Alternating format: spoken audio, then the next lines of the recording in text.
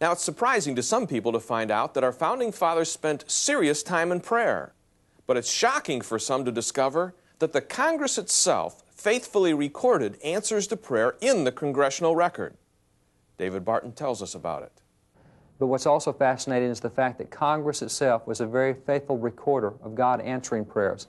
You see, when God answered one of those days of prayer and fasting, Congress would then turn around, document the answers to the prayers, and would then proclaim a national day of prayer and thanksgiving. And in that day of prayer and thanksgiving, they would list all the specifics, how God had answered their prayers throughout.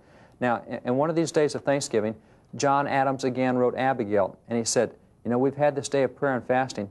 He said, you wouldn't believe what's going on now. And he gave her 5 examples of things that should not have happened. And again, this was still before we'd officially separated from Great Britain. We had no army. We had no navy of our own.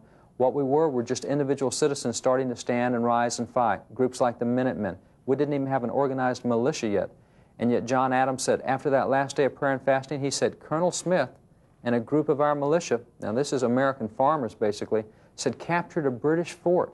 Now, Britain is the #1 military power in the world. And here one of our colonels with a handful of soldiers captures a British fort with the loss of no lives.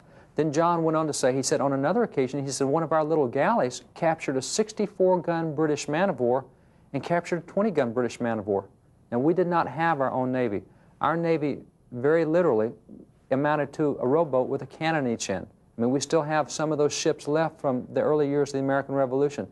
At best, we could mount 2, 4, 6 guns in a ship. And yet we captured a 64-gun British man-of-war? How can that be explained?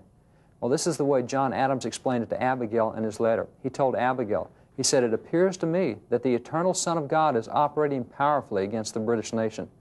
Now, this is what the Founding Fathers put in their own writings, and they were very faithful in prayer throughout. Now, the Founding Fathers, in all this time of prayer, it's inconceivable that people who call the nation to prayer, who have such a firm reliance on God, would want a policy that would prohibit students from having the opportunity to voluntarily pray. Now, our first official act of the Founding Fathers completely disproves any notion that they wanted to separate religious principles from public affairs.